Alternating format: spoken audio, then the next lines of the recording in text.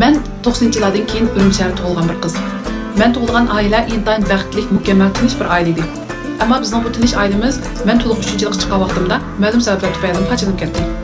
Opam bilan dadam tinch ayrılishni tanladi, ammo bizning oilamizningki kayfiyati shuningdan keyin izbasiz qarab yuzlandi.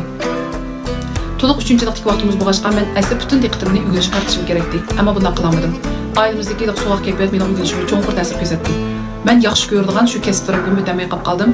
Gerçi oliy maktabda yaxshi maktab o'tganim bilan men yaxshi ko'rgan kasbdan chaqirib kelmaganlik uchun men o'rganish nimasiga cho'ng ta'sir kirib olmay qoldim.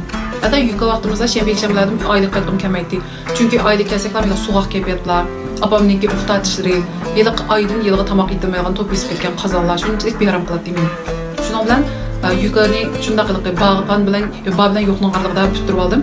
Kasb ish bo'lgandan keyin biz gün o'qiy qatnash uchun bizning bir maktab rayonida yana bir maktab rayoniga berishib to'g'ri kelib, maktabning panjarasida men olib qoldik-da. Bu jarayonda shu yili maktabda turgan bir akash bilan bu panjara tanishib qoldik. Shu bilan u akash Urumchi bo'lganlik uchun siz yangi keldingizmi, qaysi kasbda o'qiysiz, maktab sizni ko'makman degandek planlar bilan shu paranglashmoqdik. Maktab tushib qolgan vaqtida mening telefon nomerimni so'radi. Men ishkilamayman telefon nomerimni deb berdim. Shu bilan bu akash bilan bilib qo'ymay aloqamiz to'xtab qoldi. Uzoq o'tmay bu akashning o'qish bitdi. Andan keyin men o'zimning kasbimni o'qiyverdim. Ammo xiyla quyuq aloqa qilib yurdik. Andan keyin bu akash maktablarni bitirib, xizmatlarga o'rnashib, qilvaqislik orqali yana bir yil o'tdi. Hisob men kasbim 2-yilga chiqib qoldim. Shuning bilan ben kasbdan 2-yilga chiqqandan keyin bu akash bilan cho'lim qilib rasmiy muhabbat bo'lib yurdik. Bu chog'da bu akash mening rasmiy yigitimga aylandi. Uning xizmati yaxshi, maoshlarim bir qadar yuqori bo'lganligi uchun meni hisobdan faqat qismaydi. Bizning ailamizning hisobi yaxshi, ammo u akash xizmatga chiqqandan keyin davomli ko'rsa qo'limdan pul uzmaydi, yaxshi ko'rgan narsalarni olib beradi. Shunday qilib yaxshi muhabbatlashdik, ammo ko'zim qaraydi. Shunday qilib biz shu yo'sinda shunday pokiz, shunday yaxshi aralashib, hisob men maktab butagichik oraliqda og'zimdan chiqqanini qilib berib, mening shunday qilib ko'ngillik bir loyiqim bo'ldi-da. Bu jarayonda men maktab bitirgan yilimiz bu akashning nemalarim, uylarim tayyor bo'ldi. Maktab butagandan keyin to'y qilganga deyishdi-da. Gerçi apamning kayfiyatlari shu men oliy maktab o'qish jarayonida bek o'ng'ishib ketmagan bo'lsa-mu, ammo yana menga ko'ngil bo'ldi. Bu ko'ngil bo'lish jarayonida apamning bekrak ko'ngil bo'lishi odatda men iqtisod jihatdan bunday qilib ehtiyojimni qandirish bo'lgandan mehr-muhabbat jihatdan apamga ko'ngillik bir mehr-muhabbat erishtirmadi meni. Chunki apamni tandirib qolgan o'ziga qanday kayfiyatlarni o'ng'ishini bilmay, tingirqab qolgan bir mazgilga to'g'ri kelib qoldi-da. Shuning bilan ammo bu boladan jur'at qilimizni biladi uchun maktab bitagandan keyin to'yimizni qilamiz degan o'y bilan 4 yilga yaqin aralashdik. Shuning bilan men maktab bitirgan vaqtimga kelgan vaqtida bu bola o'zining komandirovkaga chiqadiganini ma'lum dedi.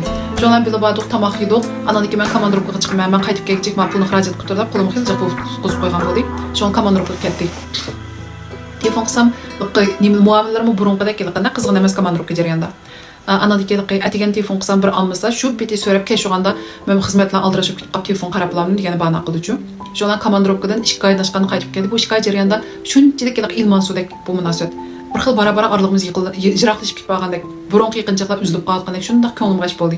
Bir qizvalning yuygansi bek odatda to'g'ri chiqdi-ku. Ayrılib ketishni o'ylayotgandim, bir tarafim buning yoqmaganmidi degan o'ylab qoldim. Ammo shunday qilib ko'nglimda so'rg'im bo'lsa-mu, so'rayolmadim. Ammo qaytib kelgandan keyin bir qitim ko'rishib, oxirgi qitim tomoq yegan bo'ldik. Shu kuni uydagilarning birisini topganligini, men maktab bitirib, ham qachon xizmatlarga o'rilish bo'yicha ishlarni cho'ngib qilib, meni saqlayolmaydiganligini, endi bu jarayonda bizning bek pokiz yurganligimiz uchun menga bek mas'uliyat tuyg'usining unchalik cho'nqir emasligini, ammo 4 yil vaqtimni olib qo'yganligi uchun mendan qattiq kechirim so'raydiganligini deb, shu kun mendan ayrilib ketdi tuyuqsizdan. Xuddi opam bilan dadamning ajrashib ketishi bizning uyga qanchalik iltijoy qilgan bu ayrilib ketish menga shunday qiyin keldi. Bir yıl yezot qalqlarımız shunchalik bearam ko'nglim yerim yo'q. Bir narsani yuttirib qo'ygandek, bir narsam kamdek shunchalik kayfiyatim o'ng'ishmay ketdim-da. Ashta qilib bir lo'minlarimizni topshirib bo'ldik. Maktablarim o'ng'ishib bitdi. Shu bilan xizmat izlaydigan vaqti keldi. Ammo menda nima uchun xizmat izlagan kayfiyat o'sin deysiz. Shunda qilib uydan taloq chiqmaydigan, do'stlarni izlashmaydigan bir xil kayfiyat kirib qoldim. Yo'qsizdan bizniki shu kichik vaqtlarimizda tunishilgan opam dadamlarning bir tunishining o'g'li meni qo'shib qoldi-da. Shundan bu bolalar ancha-muncha paranglashib ahvollashgan bo'ldik. Ammo bu bola kichigimizdan meni yaxshi ko'radi, ancha-muncha o'tir maktab vaqtlarimizdan qo'g'lashgan, meni faqat 2-3 cho'ng ashtaq bir bo'ldi.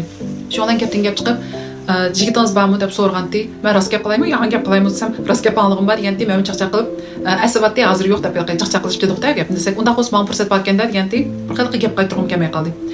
Chunki bu vaqtda men burunqi men bu ayrilib ketgan nimdan chiqib olmadim-da. Shuning bilan uni deb buni deb bu bolalarni paranglashdan qitim sanimiz ko'payib qoldi. Ammo bu bolalarni faqat bunday ichilib yedib paranglashib qilamadim. Chunki men oldidagi yurgan yigitimni to'liq unutib qolmadim-da. Şoň bilen hesapda bu bal bilen ayaktan ayrılıp bu ayaktan mobildan parançılgaçlyk bir nimemiz köpüyüp ketdi. Şoň bir günlükde bu bala tuýuksuz maha telefon qyp galdy. Evde otarsam ýuş gatsy degende evde otadım sen tamak ýeş bir parançyp gidemdi. Onu ýan kino çykypdy dedi. Bulda dep çykdy. Şoň bilen çykandan keyin hyzmat aýkalymyň kандай bolatganlygyny sordy. Andan keyin ança-munça biz mo parançyp kılıp uçagda bir 3-4 ay bolup galgan wagt üçin. Qanday oýlatysiz? Mijasymyz ança-munça kilişem diken. Mememde hyzmatda görüşüp gaglym hili uzun boldy. Onun üstüne toy kılan öýlerimi täýär, maňa pakataş toy kılgan bir laýyk bolsam boldy diýip başlady dedi. Men bu balany köňümden çykyryp ýaxşy görüp ketmeýinki bir geplerini aýap ondaq nym ketmedim jok, olturup ketmedim, men uçgaçkar dep hem gepdim. Andan keyin bu balanyň digen gepi, mazirlik bizning mekdep bitirip ýaşlarymyz mo hili çoň bolup galgan